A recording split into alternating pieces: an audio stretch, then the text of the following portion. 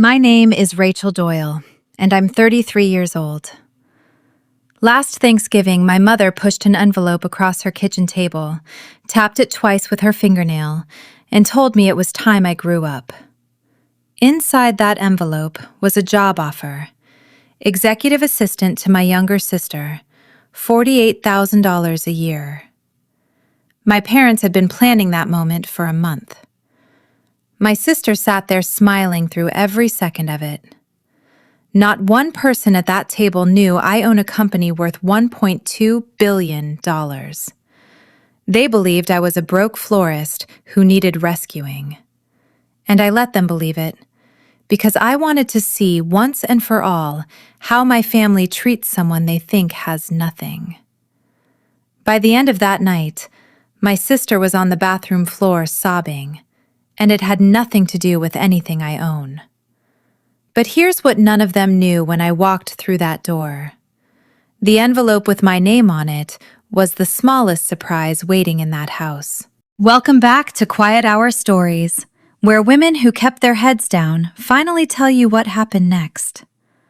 This is a story about family, pride, and the night everything came due. If you've ever been underestimated at your own family's table, this one is for you. Tell me in the comments where you're listening from and subscribe, because you will not want to miss what happens when the quiet woman finally speaks. Let me show you an ordinary Tuesday, 4 days before that dinner. It was 9:30 in the morning, and I was kneeling on the floor of Willow Bend Blooms, my flower shop, sorting eucalyptus stems while Mrs. Alvarez told me about her granddaughter's quinceañera colors. My shop sits on Cedar Street in Hartwell, a small town outside Asheville, North Carolina, in a converted post office with a bell over the door that never rings quite right. I've owned it for 8 years. The whole town knows me as the Doyle girl who sells peonies and drives a rusted-out Subaru. I drive that Subaru because I like the way it smells like cut stems.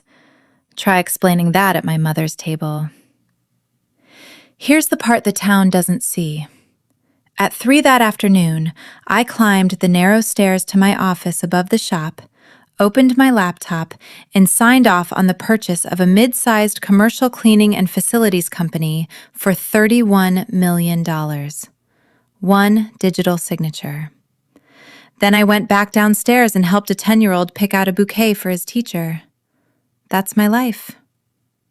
10 years ago, I founded Doyle Solutions, a facilities management and janitorial services company that now handles cleaning, maintenance, and building operations for retail chains and office parks across 3 states. Unglamorous work. Nobody puts it on a vision board. But it's the invisible machinery behind every clean floor and working elevator you've ever taken for granted. Our last valuation from a private investment round came in at $1.2 billion. I hold 62% of it, outside a small circle of lawyers and bankers under strict confidentiality. Exactly 2 people knew my name was attached to any of it. My chief operating officer, Marcus Webb, who runs the public side, interviews, industry panels, ribbon cuttings, and my grandmother, Louise, who knew I was doing just fine and never once asked for a figure. My parents believed I was 1 slow season away from asking them for rent. I never corrected them. You'll understand why in a minute. That Tuesday, while I still smelled like floral tape, my mother called. My mother's phone voice has 2 settings, sugar and steel, and she can flip between them mid-sentence without a breath. Rachel, sweetheart, Thanksgiving, our house, 5 o'clock. We're celebrating your sister. I asked what we were celebrating. The pause she took was pure theater. Emily's been named Chief Operating Officer of Solstice Retail Group. $290,000 a year, Rachel. A COO in this family. She let the number breathe the way some people let wine breathe. Then the steel came out, smooth as a blade sliding from a drawer. And there's something we want to talk to you about, too. About your future. You're 33, honey. The flower shop was cute for a while, but cute doesn't build a retirement, does it? I looked out the window at the first frost settling on Cedar Street and told her I'd be there. Wear something presentable, she said. Emily's board chair, Walter Pruitt, might stop by. Very important man. Please don't talk about flowers all night. Then her voice softened into the sentence I have heard my entire adult life, the one she genuinely believes is love.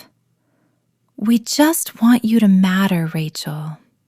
She hung up before I could answer, which was fine, because in 10 years I had never found an answer she could hear. I stood there holding the phone. A woman who had signed a $31 million acquisition that afternoon, being told to dress presentably so I wouldn't embarrass the family in front of an important man. Here's the thing about me, though. I wasn't angry yet.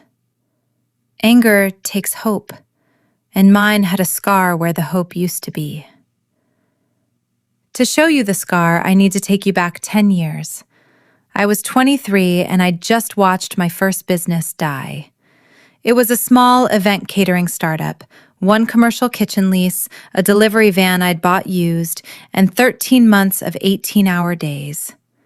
A regional chain undercut every bid I made, and within a season I'd lost the lease, my savings, and most of my patience for the word entrepreneur.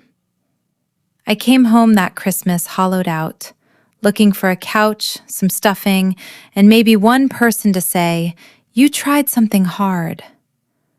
Instead, I got a family meeting. My mother had arranged the living room like a courtroom, me on the piano bench, everyone else on the good furniture, aunts and uncles included, because in my family, shame is a spectator sport. She'd made notes. She went through my failure line by line, the lease I'd broken, the loan, the boyfriend who'd left, the 10 pounds I'd gained, while my father studied the carpet, and my sister Emily, 25 then and already an assistant regional manager, said nothing at all. I remember the ham going cold on the sideboard while my mother built to her finish. She leaned forward, took both my hands like she was doing me a kindness, and said, "Some people just aren't built for risk, sweetheart." Everyone nodded. My uncle actually said, "Bless her heart." I spent that night washing dishes so nobody would see my face. And somewhere between the roasting pan and the pie plates, something in me went very quiet and very cold. They would never see me try again. They would never really see me, period. If my ambition was going to be treated like an embarrassing hobby, fine. I would build it somewhere my family could never window shop. Here's what nobody tells you about secrecy. It starts as a bandage and hardens into armor. And one day, you realize you've built a fortress and moved in. I took a night shift job as a supervisor at a commercial cleaning contractor outside Charlotte. I learned the industry the way you learn a language, by drowning slightly and being surrounded by it constantly. At 24, I wrote a scheduling and route system on my breaks that cut our crew travel time by nearly a quarter. Instead of selling it to my employer, I kept it, quit, and started Doyle Solutions with one client and a laptop. Growth was slow, then sudden, the way ice cracks. We absorbed a struggling maintenance company in year 3, a smaller janitorial firm in year 5. By year 7, the commercial real estate boom was lifting everything we'd bolted together, and trade newsletters started writing curious little pieces about the company's opaque ownership, because I'd structured everything through holding entities out of Delaware. One reporter nicknamed the majority owner the landlord nobody's met. I liked that. The landlord nobody's met never sat on a piano bench. My rule was simple, and it's the closest thing I have to a confession. Information is inventory. I never let anyone see the warehouse, Not my parents, not old friends, not the men I dated, all of whom eventually left the way you'd leave a house where half the doors stay locked. The first thing I ever bought with real money was the old post office building on Cedar Street. I put a flower shop in it because a flower shop is the one business nobody in my family would ever envy. In 10 years, exactly one outsider ever saw my face in a Doyle Solutions boardroom. Remember that. He matters later. 2 days before Thanksgiving, at 9:45 in the evening, my phone lit up with a group text from my mother. The thread was named Thursday Plan, and I can only assume she assembled it in a hurry because there was one member she'd forgotten to remove. Me. The messages arrived in a cheerful little burst. First the menu, then the seating chart, which put me between my mother and Emily's husband, Trevor, which should have been my first clue because you seat a flight risk between two guards. Then this, verbatim, with the little praying hands emoji she uses like punctuation. Dad will read the letter after pie. Emily presents the offer. Don't mention the assistant job until after the toast. Let her have a nice dinner first. And 30 seconds later, the message I have reread more times than I will ever admit. Nobody tells Rachel it's an intervention. She'll bolt. I sat on the edge of my bed and watched the little dots appear and disappear. Emily had seen it. Trevor had seen it. My father, presumably, was in the room while it was typed. Not one of them wrote, "Wait, she's in this thread." Not one of them wrote, "Maybe we shouldn't ambush her at Thanksgiving." The dots just stopped, and the thread went quiet. I understood then that the dinner was scripted, a letter, an offer, a toast first so the ambush would land on a full stomach. I set the phone face down on the quilt and stared at the ceiling for a long time. And here's the part I'm not proud of. Somewhere under the hurt, cold and patient as a ledger, an idea sat up. That night brought no tears and no shouting, because by then I'd had 10 years of practice at neither. What I did was make a decision I'd spend the next 4 days telling myself was research. They believed I was broke, naive, and running out of chances. Fine. I would walk into that dinner as exactly the woman they'd invented. Thrift store cardigan, the Subaru, wide eyes, no defenses, and I would finally watch, closely, how my family treats a person they believe has nothing to offer them. Every condescending smile would be a data point. Every place card and rehearsed toast would go in the file. And when the night was over, I would tally it like a year-end audit and decide, once and for all, how much of my life these people had earned. You could call that a test. My grandmother would later call it something sharper, and she'd be right. But I'm telling this in order. I made preparations, because I'm me.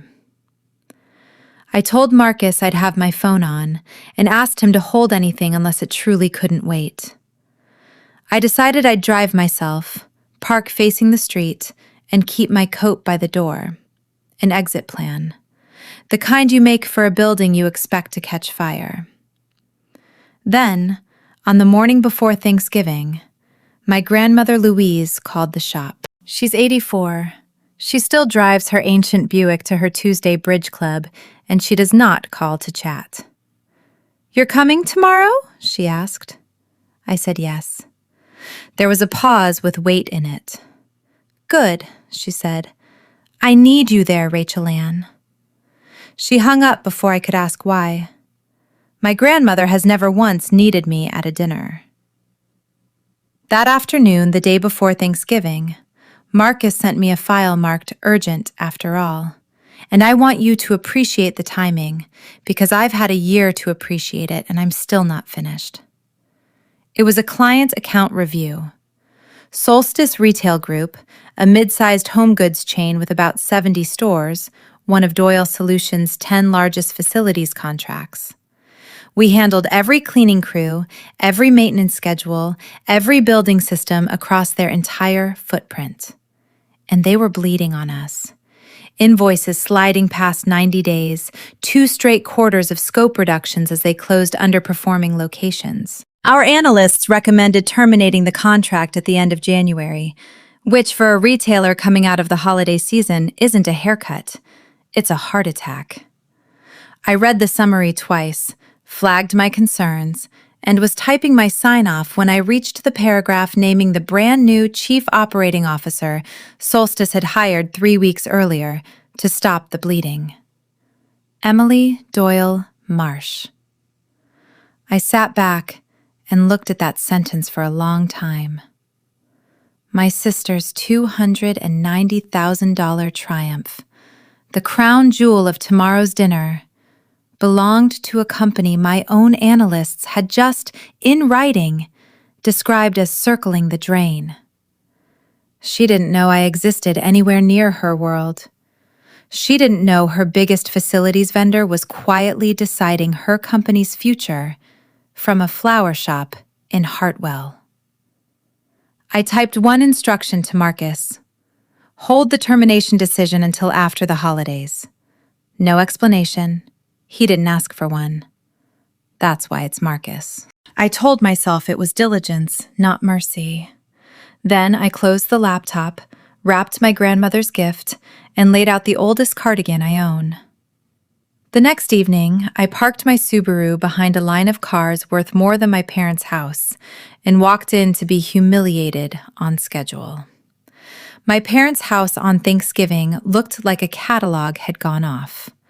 Garlands on every railing, a hired teenager in a black apron taking coats, which told me my mother had an audience in mind before she'd invited a single guest. She met me at the door, air-kissed my cheek, and did the full elevator scan. Cardigan, boots, bare nails. "Oh, Rachel," she sighed, in the voice other people reserve for flat tires. "You could have made an effort. Well, come in before the Pruitts see you like that." The dining table was set for 12, and at each place sat a small cream card in calligraphy, and under most of the names, a title. Emily Doyle Marsh, Chief Operating Officer. Trevor Marsh, Regional Sales Director. My cousin's card read Registered Nurse. My father's read Gerald Doyle, Head of Household, which would have been funny if any part of it were true. Mine said Rachel. Just Rachel. Floating there in all that white cardstock like the printer had run out of ideas. I was still looking at it when I felt someone watching me. By the fireplace stood a man I'd never met at any family gathering.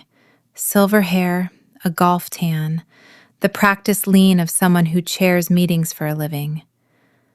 My mother materialized at my elbow, glowing. "That's Walter Pruitt, Emily's board chair. He squeezed us in on Thanksgiving. Isn't that marvelous?" It was marvelous. It was also, though my mother couldn't have known it, the single most dangerous thing she'd done to me all evening. Because Walter Pruitt was looking at me the way you look at a word on the tip of your tongue. And I had seen him before. Across a conference table in Charlotte. I had come dressed as the naive broke sister, and my family made it effortless, because nobody checks a costume they designed themselves. During cocktail hour, I asked Trevor what quarterly guidance meant, and watched him grow 2 inches.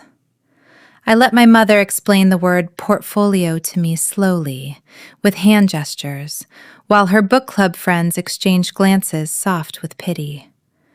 My Aunt Carol asked if I was still doing the little flower thing, and when I said yes, she squeezed my arm twice, the way you'd comfort someone recently diagnosed. I mentioned I'd been thinking of picking up extra shifts somewhere, just to watch the sentence travel the room like a canapé. Everyone took a piece. Nobody asked a follow-up question. Not what I loved about the shop, not whether I was happy, Not one question about my actual life. That was the first data point that genuinely stung, and I want to be honest about that. I'd walked in braced for cruelty. What I got instead was worse. Dismissal. Warm and total. The kind you don't argue with because it smiles at you while it erases you. My father hugged me hello, said it was good to see me, and then didn't say another word to me for 40 minutes, because my father goes wherever my mother's weather goes. Only Pruitt kept drifting back into my sightline, swirling his bourbon, studying me in polite little sips. I gave him my sweetest flower shop smile and complimented the cheese board. Then my mother clinked a glass with her ring, and the room hushed like a theater. "We have a little family tradition," she announced before dinner. We have no such tradition, but that night we did, because that night had a script. My mother stood at the head of the table with a piece of paper she pretended not to need and delivered what she called a little year in review.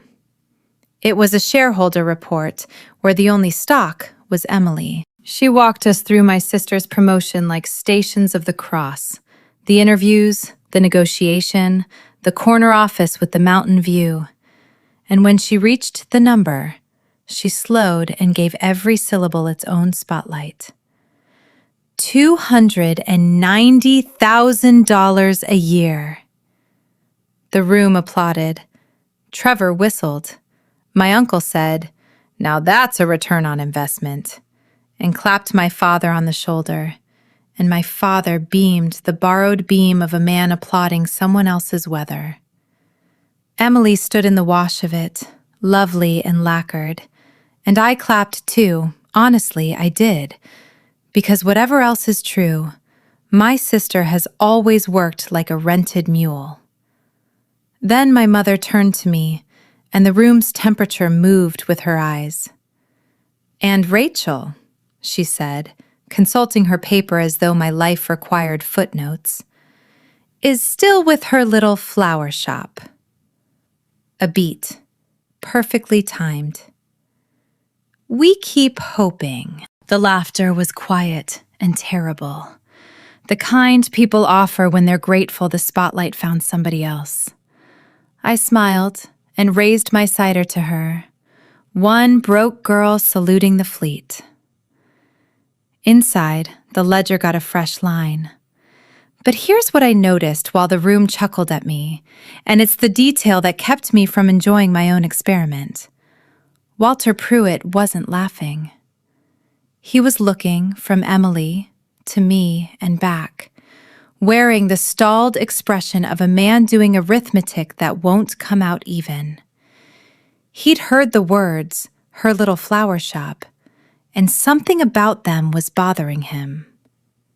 The doorbell rang in the middle of the applause, and my grandmother Louise blew in with the cold.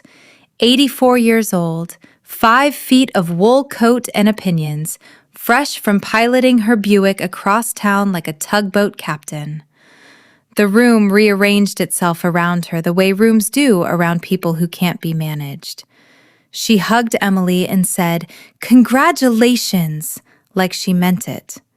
Then she found me and held on an extra moment, and into my ear, so quietly I nearly missed it, she said, "Stay close tonight." Before I could answer, she was already moving toward her chair, which my mother had placed, I noted, at the far end past the cousins, the seat you give a child or a problem. My mother caught the thread of her own show again. "Mother Louise, we were just toasting Emily. 290,000 a year, can you imagine?" My grandmother settled into her chair, snapped her napkin open with the crispness of a woman who has buried a husband and 2 business partners, and said, "Money is loud. Worth is quiet."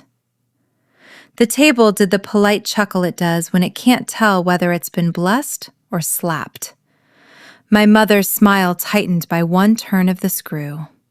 "Well," she said, "tonight we're allowed a little noise. and moved us toward the dining room before the old woman could reload. I helped Louise with her chair, and her hand found my wrist under the table's edge and gave it a squeeze that wasn't affection. It was a signal, the grip you use before a wave hits. My grandmother knew something about tonight that I didn't. Between her warning and Pruitt's stare, my simple little experiment was suddenly running on a much more crowded track. Before we sat down, Pruitt finally made his move, cornering me by the drinks cart with the gentle inevitability of a man who has run 1,000 meetings. "So, Rachel, the flower shop sister," he said pleasantly, but his eyes were still doing arithmetic. He small-talked me through commercial real estate and facilities trends. "Fascinating times in property management," he said, watching my face the whole while. Then he set the hook with the ease of long practice. "Solstice works with an outfit called Doyle Solutions. Runs our entire backbone. Cleaning, maintenance, buildings. You'd never guess who owns it. Nobody does." I asked, wide-eyed, if a company could really be owned by nobody. He laughed, but the laugh didn't reach the arithmetic. "I was in a room in Charlotte once, 2 years ago. Lawyers everywhere. The owner came in for 10 minutes, never said a word. The whole room just waited on a nod." He leaned in an inch. "Funny thing, you remind me of someone I saw there." The pause he left was a door held open. I stood in that pause, holding my cider, 30 seconds from having 10 years of careful architecture pulled down at my mother's drinks cart, and I did the hardest, easiest thing in the world. I giggled. "Me? I sell peonies to nervous grooms. But I'll tell my customers a ghost story about billionaires. They'll love it." His face did something complicated. Then my mother swept him away to see the centerpiece, and I breathed. If you've ever been introduced by your job title, or by the lack of one, you know exactly how that room felt all night. Tell me in the comments what your family calls you at their table. And if someone forwarded you this story, subscribe before pie is served, because this dinner was about to go somewhere none of them had planned, including me. They sent me to the kitchen for the rolls. Of course they did. Every ambush needs its errands. And that's when I saw it. Set apart on the sideboard, the way a reliquary sits apart from luggage, was an envelope in cream stock with a wax seal, and on the front, in my mother's careful hand, "To Rachel, your future. Love, Mom and Dad." I stood in the hallway holding a basket of rolls and read that 4 times. Your future, sealed in wax on a sideboard. Through the kitchen doorway, I could hear my mother and Emily, voices low and efficient, running the schedule like producers before a broadcast. "After dessert, your father reads the letter. Then you present the offer. Warm big sister, not boss. Then she opens it." A pause, a clink of serving spoons. Then my mother's voice dropped into a register I recognized from 10 years ago. The tribunal register. Calm and certain and utterly without malice, which is what makes it unsurvivable. "Don't let her answer until everyone's watching. She won't make a scene in front of guests. She never does." And Emily, my sister, the newly minted executive, the woman I'd just applauded, said, "I know. That's what I'm counting on." I carried the rolls to the table and set them down without spilling a crumb. If you'd seen me, you'd have seen a plain woman in an old cardigan doing an errand. You would not have seen what I was actually doing, which was standing very still inside myself, watching the last soft thing I felt for that dinner quietly close its doors. Humiliating me hadn't been an impulse. They had rehearsed it. The envelope sat on that sideboard through the whole meal, patient as a verdict. Dinner was long and glittering, and I remember almost none of it, because all of it was preamble. When the pie plates were cleared, my mother touched my father's sleeve, and Gerald Doyle rose with a folded sheet of paper and the expression of a man sent to do weather in a war zone. "Rachel," he read, and his voice shook because whatever else my father is, he is not a natural executioner. "You're 33 years old. We love you, and it breaks our hearts watching you waste yourself." The letter went on, my mother's sentences in my father's mouth, every clause polished. The flower shop was called Your Hiding Place.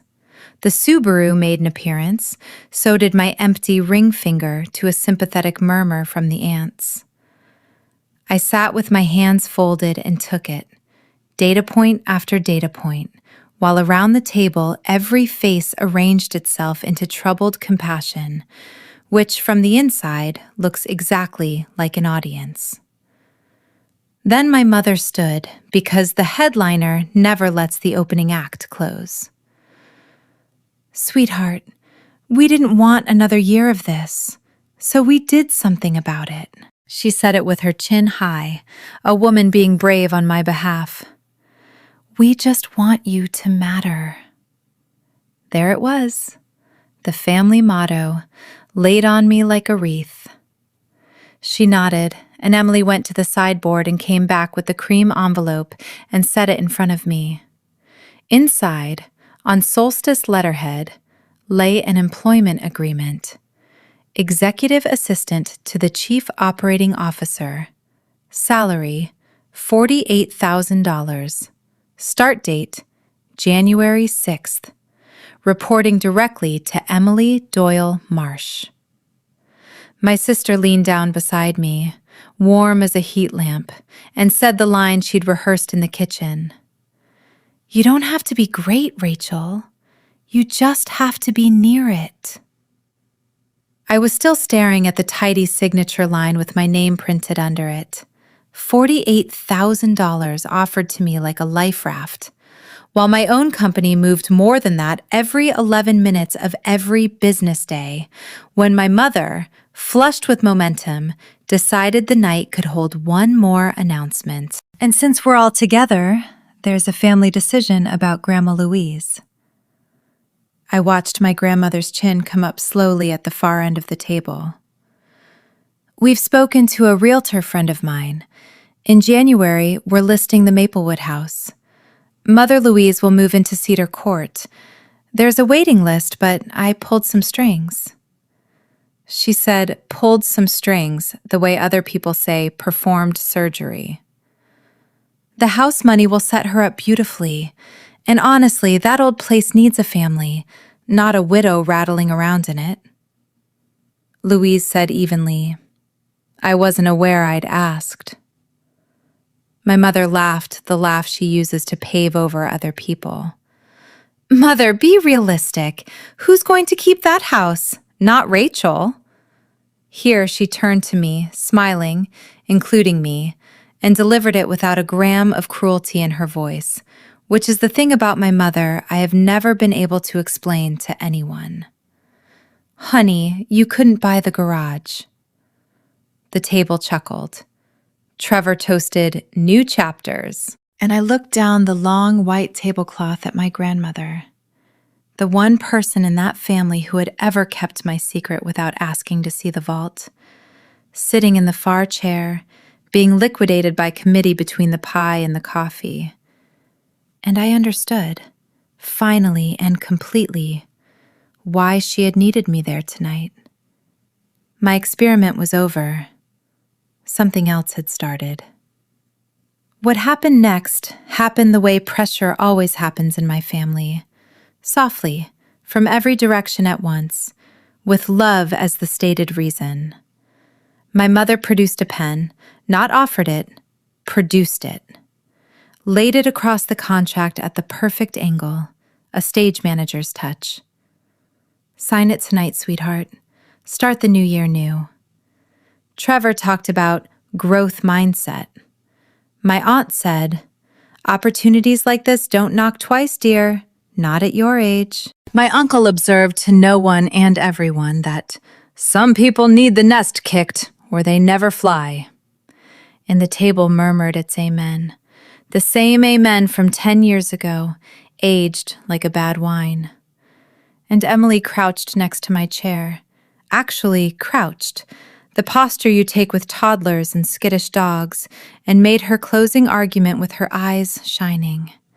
And I truly believe she meant every word as kindness, which is the horror of it. "Rachel, I know it feels small, but I'll be right there. I can teach you everything. How to dress, how to talk to serious people, how to be in rooms like mine." I thought about the room in Charlotte, where nobody spoke until the quiet woman by the window nodded. I looked at the pen lying on the contract. 3 days earlier, with a different pen on a different line, I had signed away $31 million and gone downstairs to help a boy pick out flowers for his teacher. My whole family leaned in, waiting to watch the failure finally accept the rescue. And then, for the third time that evening, Walter Pruitt's phone buzzed in his jacket. And this time, when he read the screen, the chairman of Solstice's board went the color of the tablecloth. I asked for a moment to think, which the table graciously granted. The condemned always gets a cigarette. And stepped onto the back porch with my phone and called Marcus, who picked up on the first ring, which meant it was bad. "I was about to text you," he said. "Solstice's board is meeting tonight. Emergency session. Somebody over there got wind. They're preparing to terminate." I watched my breath fog in the porch light and asked what they were planning instead. "Damage control. With other people's money. They're accelerating the new COO's commitment package. They want it signed by Friday so they can announce leadership stability before news about us leaks." I knew what a commitment package meant at a company like that, but I asked anyway, because I needed to hear it out loud. "Personal equity buy-in," Marcus said, level as always. "New executive purchases stock personally. $260,000. Standard skin-in-the-game language. Except the game's already over. That money is a sandbag against a flood. It buys them maybe a quarter." Through the kitchen window, I could see my sister laughing at something, head tipped back, the Mountain View executive at the top of her year. Her board was about to let her pour her savings into a hole they already knew was cracked, while her own vendor, me, stood on the porch deciding whether to pull the last pin. "If we terminate, they fold by spring," Marcus said. "If we stay quiet, your sister buys the iceberg. What do you want to do?" Snow had started, small and dry. Inside, my mother was refilling Pruitt's glass and glancing toward the porch, wondering what was keeping the guest of dishonor. "Nothing yet," I told Marcus. "Keep your phone on." Then I went back inside, where it turned out the night wasn't finished cornering me. Pruitt intercepted me in the hallway between the kitchen and the dining room, one hand light on my elbow, all charm, with nothing behind the eyes but calculation. "Borrow you for 1 minute. Gerald's study won't take long." A chairman doesn't ask, he schedules. He steered me into my father's little den, golf trophies, a desk nobody writes at, the smell of carpet and old certainty, and shut the door with a click that rearranged the evening. No preamble this time. The charm came off like a coat. "Charlotte," he said. 2 years ago, September, the conference room at Bell and Hartwell, a financing meeting for an acquisition your side was making. 4 attorneys, 2 bankers, your COO, Webb." He ticked them off on his fingers, watching me. "And a woman who came in late, sat in the 3rd chair from the window, and never said a word. And when the terms changed at the 11th hour, everyone in that room, including two managing partners billing $1,000 an hour, stopped talking and looked at her and waited. She nodded once, and $18 million moved. He took a step closer, lowering his voice as though the golf trophies might testify. I was there, representing the seller, Miss Doyle. I've spent 2 years wondering who that woman was. Then tonight, I walk into a Thanksgiving dinner in Hartwell, North Carolina, and she's sitting across from me being lectured about a flower shop. The furnace hummed down the hall faintly. My mother laughed at her own joke. Pruitt spread his hands, almost gently, like a man laying down a winning card he wished were smaller. So, before I say anything to anyone, tell me I'm wrong. And that right there was the last exit on the highway. I want to be honest with you about that moment, because it's the hinge the rest of my life turned on. I could have lied. I had 10 years of practice, a face built for it, and a cover story so boring it defended itself. A laugh, a shrug. You've got me. I snuck into an office building. And Pruitt would have doubted his own memory by midnight, because rich men would rather doubt a memory than believe a woman in a cardigan outranks them. The fortress would have held. Nobody would ever have known. And I stood in my father's study, in the house where I learned to hide, and I heard my grandmother's voice from the head of my own memory. Stay close tonight. And I was so tired in my teeth, tired of being a ghost at every table I built and every table I was born to. So I said it. Third chair from the window. 2 beats of silence. Then Walter Pruitt aged and lightened at the same time. A man watching a lottery ticket and a subpoena arrive in the same envelope. My God, he said. You're the owner. What he did next told me everything about him and the world my mother worships, because he didn't apologize for the evening he'd just watched them put me through. He negotiated, voice down, hands open, the pivot so fast it whistled. Extend the contract, he murmured. Give Solstice room through the second quarter, and there's no reason anyone ever needs to hear about tonight's unpleasantness. No reason either to trouble anyone with the details of the commitment package. The buy-in shores up the bridge. He actually said it out loud. And your sister gets to keep her big job. Everybody wins. There it was, offered to me like a mint on a pillow. My secret, my sister's savings, and his sinking company all tied with one ribbon. I looked at him for a long moment. Enjoy dinner, Walter, I said, and walked out of the study. My old life stayed behind in it. I didn't go back to the table. I went out the back door into the cold, no coat because I needed air that nobody in that house had breathed yet, and found the porch already occupied.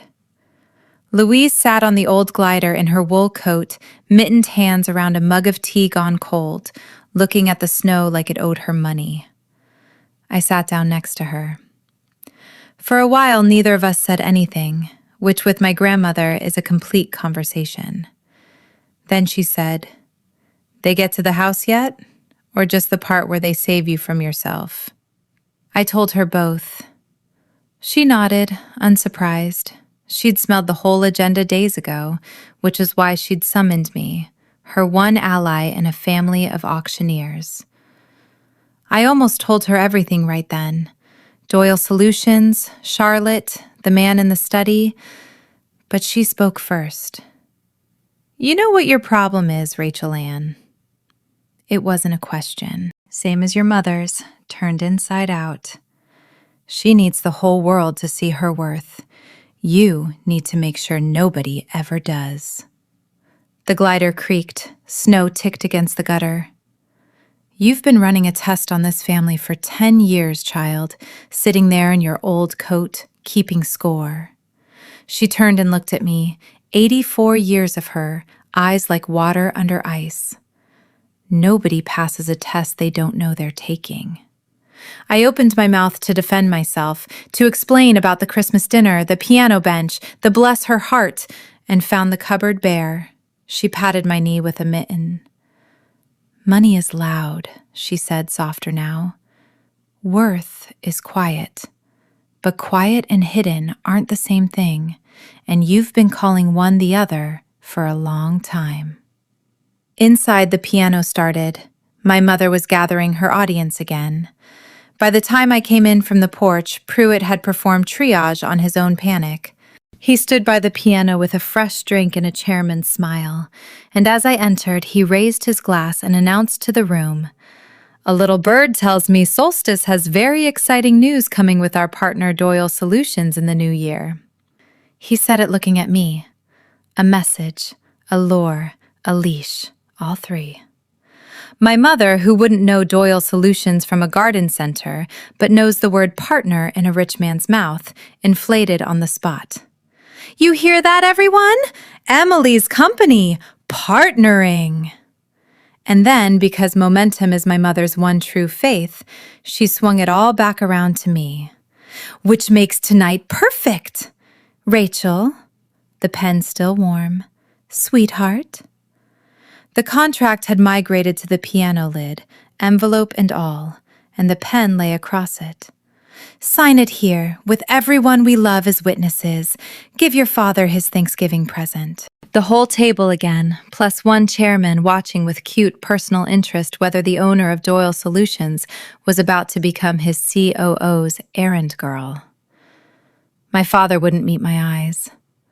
Emily nodded encouragement at me, radiant, oblivious, 2 days from wiring $260,000 onto a sinking ship at the direction of the man refilling his glass by the tree. "We just want you to matter," my mother said for the third time that day and held out the pen. If you've ever stood at a family gathering while everyone you're related to waited for you to shrink to fit the box they wrapped for you, put it in the comments. I read every one, and I believe you. Stay with me, because what I did in the next 10 minutes is the reason this story exists. I looked at the pen, then asked my mother politely if I could say something first. But before the room could get its show, Emily, reading my face, mistaking what she saw there for stage fright, laughed her hostess laugh and said, "Give us 2 minutes, everyone," and steered me into the kitchen by the wrist, sister style, the way she used to pull me out of church. The door swung shut on the party, and then my sister, chief operating officer, $290,000 a year, sagged against the counter like a puppet with the hand withdrawn. And for the first time in probably 15 years, I saw the actual Emily, the one under the lacquer. "Please just sign it," she said, and her voice was thin wire. "I know it's beneath you. I know Mom's being Mom. But if you're settled, she'll finally stand down. You have no idea what it's like being the one." She stopped herself, but the sentence finished itself in my head. Being the one she aims at the sky instead of the ground. She rubbed her eyes, careless of the makeup, and the next part came out in pieces. 3 weeks into the job, and the numbers are fog. Every report's management adjusted. Finance keeps rescheduling my briefings. And now there's this buy-in the board needs signed by Friday. New executive purchases equity, shows the market confidence. It's my savings, Rachel. My whole 401k doesn't even know all of it yet. But Walter says it's standard, and he's been doing this 30 years. She looked up at me, my big sister drowning in front of me in a kitchen that smelled like turkey. And what she asked for broke something in me cleanly, because she didn't ask for help. She had no idea help was standing in front of her. She asked, "Just take the job, Rachel, so Mom relaxes, so one of us gets to breathe." That's when I finally understood the family arithmetic. They hadn't built a ladder for her and a cage for me. They'd built 2 cages, and gold-plated one. I stood in my mother's kitchen, holding my sister's secret, and my options laid themselves out side by side, tidy as year-end statements, because that's how my mind works even when my chest hurts. Option 1, stay hidden. Walk out, drive home, let the termination proceed in January like the analysts wanted. Cut this family off and keep the answer my test had already delivered. They treat a woman they think is poor like a burden to be managed. End of report. The fortress survives. Emily signs on Friday and loses everything. And technically, none of it would be my doing. I could tell myself that for the rest of my life, at the rate of about once an hour. Option 2, spend it.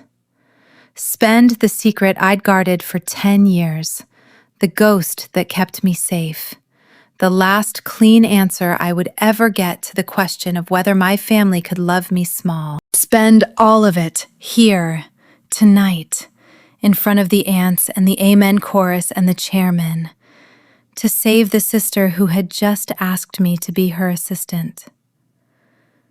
Louise's voice sat in the middle of the ledger like a paperweight. Nobody passes a test they don't know they're taking. For 10 years, the safest room in my life was the one where nobody knew me. Standing in that kitchen, I finally did the math on what the rent had been. I took my sister's hand off my wrist, gently, the way you take a glass from someone before news.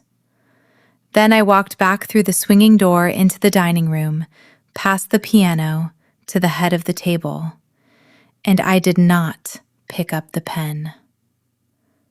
Emily, I said, one question before anybody signs anything in this family tonight. The room went curious and quiet. My sister came through the door behind me, puzzled. Has anyone shown you Solstice's aging report?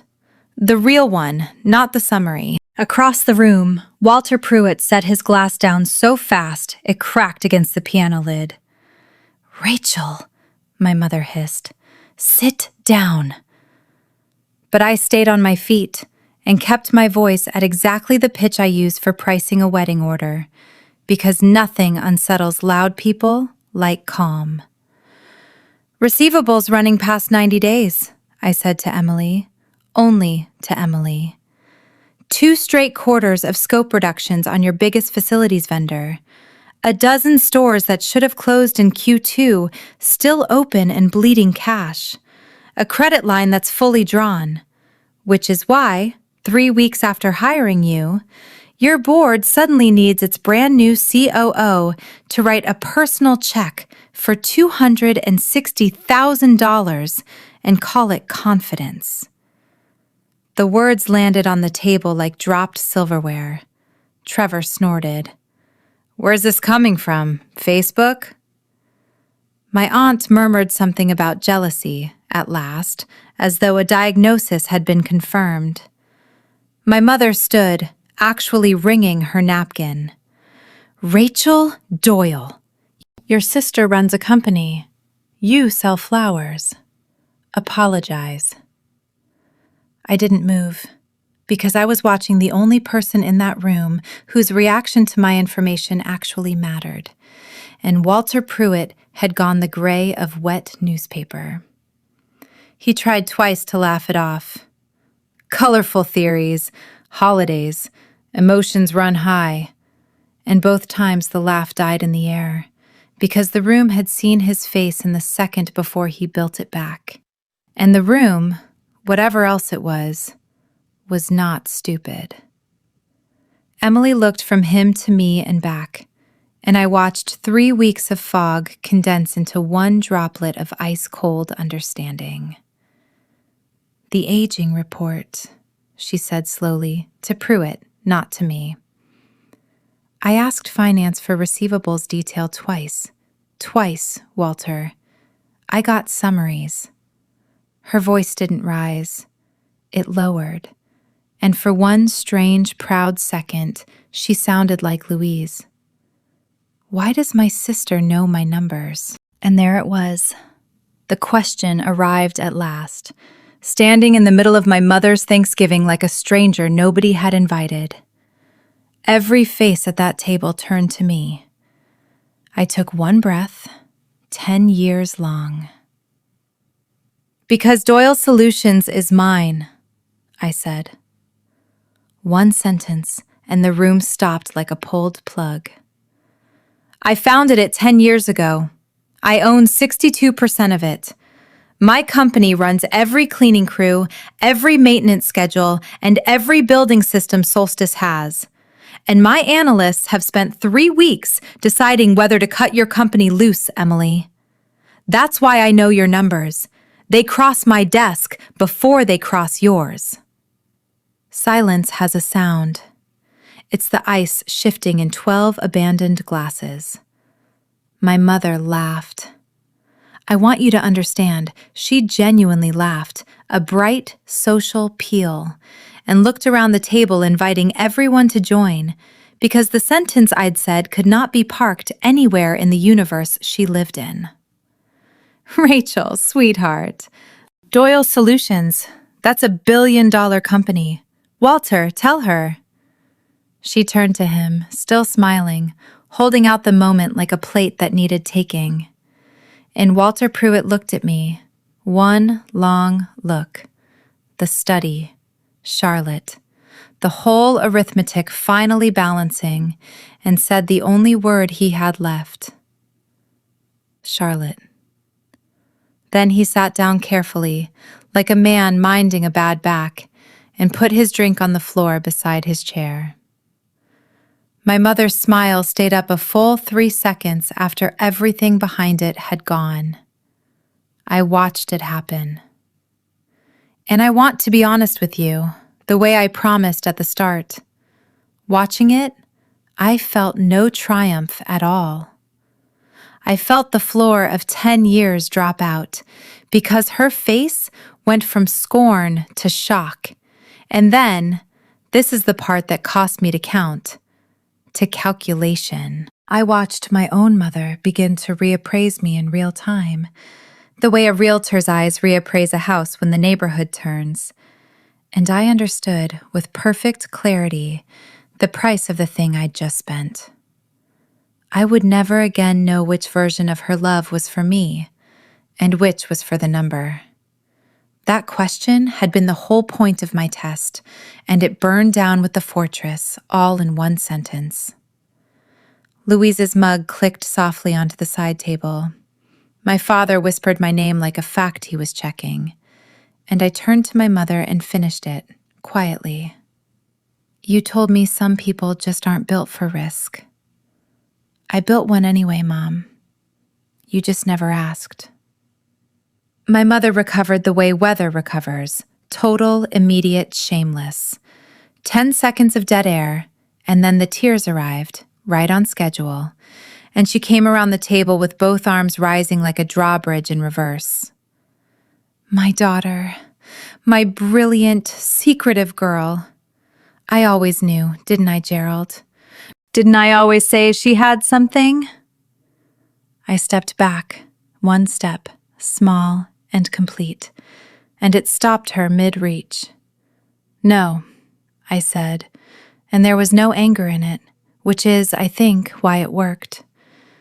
You don't get to be proud of me tonight. An hour ago, I was your failure. You wrapped my rescue in a bow and rehearsed my ambush in the kitchen. The only thing that's changed since then is a number.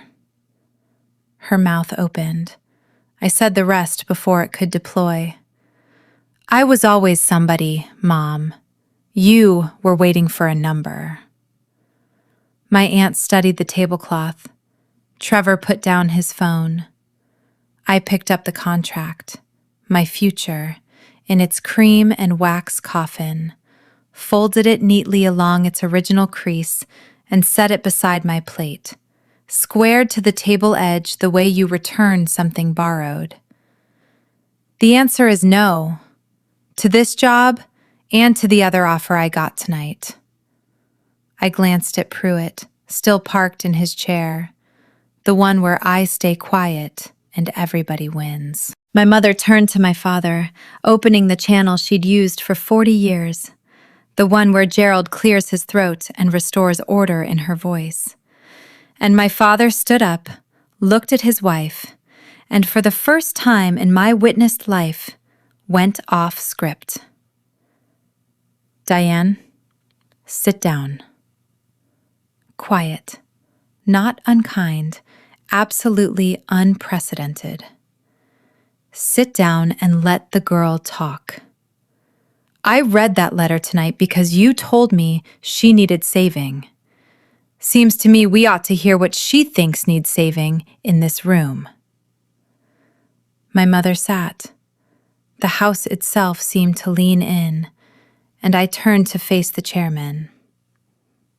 Walter. He straightened like a man called on in class. Here's what happens now, and you can decide in front of the witnesses you performed for all evening. I kept my voice level, boardroom plain, no flourish, because the numbers were flourish enough. Doyle Solutions will extend Solstice's payment terms 90 days and keep the contract through the first quarter. 2 conditions. 1. The equity buy-in requirement on your new COO disappears tonight. She doesn't wire $1, ever. 2. An independent audit, a firm of my choosing, full access, books open to Emily by January 15th. She runs a real company with real numbers, or you can explain to your board why your largest vendor sent a termination letter on January 2nd, and why you sat at this table all night watching your board's problems get solved with her retirement account. I let it sit. You have until the coffee's cold. Nobody breathed. Pruitt looked around the table, the aunts, my father still standing by the piano where the toast had been, a chairman discovering that a Thanksgiving dinner had quietly become the most consequential board meeting of his year, with a hostile majority of 1. He picked his drink up off the floor, set it on the table, and said, "Agreed." Just that, gray and small. And my sister, $290,000 a year, corner office, Mountain View, made a sound I hadn't heard from her since we were kids, half hiccup, half sob, and walked out of the dining room into the kitchen, where her legs simply quit.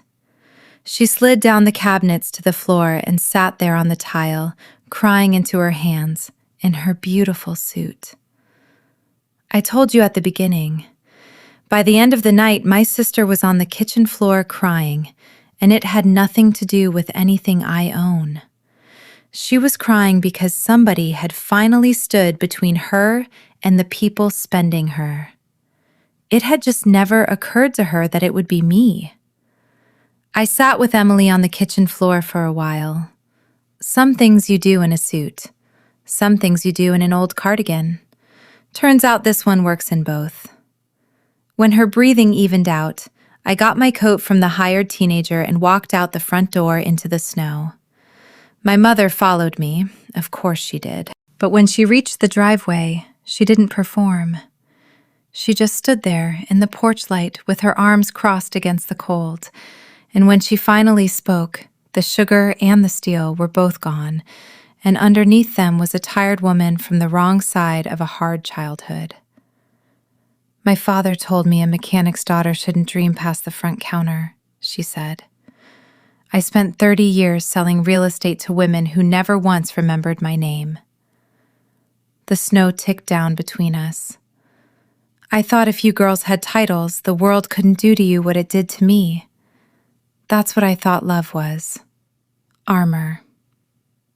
It is the only true, near apology I have ever heard from her, and standing there, I felt its weight and its limit at the same time. That's the first true thing you've said to me in 10 years, I said. Say it again sometime, some night when you haven't just been caught. I got in the Subaru and backed out. In the mirror, she got smaller and smaller under the porch light, still standing there when I turned the corner. Here's what I took home instead of the answer I came for. I got proof of how they treat someone with nothing. The price is that I'll never fully trust how they treat me now that I'm someone. I made that trade with my eyes open. I'd make it again. Here's what a year did. The audit took 9 weeks and read like a weather report from inside a hurricane. 3 years of numbers wearing makeup. Walter Pruitt resigned as board chair in February to pursue other commitments, which is board language for before the vote. Solstice shrank by nearly half, stores closed, the Mountain View office went, and what was left was a smaller, honest company that pays its invoices in 30 days. I know because I still see them. Line item, every month, in a report I read myself. Emily stayed. The board that remained offered her the real job at real terms, and she took it at a lower salary and told me it was the first offer in her life she was certain she'd earned. Her $260,000 never left her account. Trevor learned all of it in one long December night, and their marriage is its own story and not mine to tell. The Maplewood house never got listed. I bought it in the spring, market price, real closing, paperwork straight as a pew, because Louise Doyle does not accept charity and I wasn't fool enough to offer any. She lives there still and pays me rent of $1 a month, terms she dictated and I initialed. As for the owner nobody's met, the trade papers got the story by March, the way they always do. Doyle Solutions founder revealed. My town buzzed for about 2 weeks, and then Hartwell did the wonderful thing small towns do, which is decide your news is old. The flower shop is still open Tuesday through Saturday. Mrs. Alvarez's granddaughter has moved from quinceañera planning to picking out prom flowers, and my mother and I began the slow, unglamorous work of finding out what we are to each other when nobody is performing. This Thanksgiving, there were 6 of us at a table set for exactly 6. My parents, Louise, Emily and Trevor, and me. No hired teenager at the door, no place cards, no titles under anybody's name. No toast reviewing the family's year, because we'd all lived it and didn't need the shareholder version. My mother is still my mother. She started telling the neighbors in September that her daughter was in facilities management actually quite significant, caught my eye across the yard and stopped herself. And that clumsy little correction, repeated a dozen ways over a dozen months, is what change actually looks like at 61. It isn't a movie apology. It's a woman catching her own voice in the air and putting it down. Under the tree, because we do trees now, even at Thanksgiving, my grandmother's idea, and nobody argues with Louise, there was one box for me, small, wrapped in plain paper. Inside was a beat-up copy of The Secret Garden, the same edition I'd checked out of the library over and over the year I was 11, the year she used to say gardening wouldn't pay for anything. On the flyleaf she'd written, "You were right about what things cost. Love, Mom." At dinner, a neighbor stopped by with a pie, and my mother introduced me, and I watched her choose. "This is my daughter, Rachel. She grows the most beautiful things you've ever seen." No title, no number, just that. Then she squeezed my shoulder and went to get the coffee. Louise caught my eye down the table and winked, slow as a lighthouse. "Money is loud," she told this family once, "and worth is quiet." This year, for the first time in my memory, my family finally lowered its voice, and I stopped hiding inside the hush. If the people you love only see you when you shine, the bravest thing you can do isn't hiding your light, and it isn't blinding them with it. It's standing in plain sight at your full size and letting them choose what to do with the view. That's my story. One dinner, one envelope with my name on it, and a signature I never gave. If someone at your table only measures you in titles and paychecks, let tonight be your sign to stop shrinking. Share this with someone who needs it.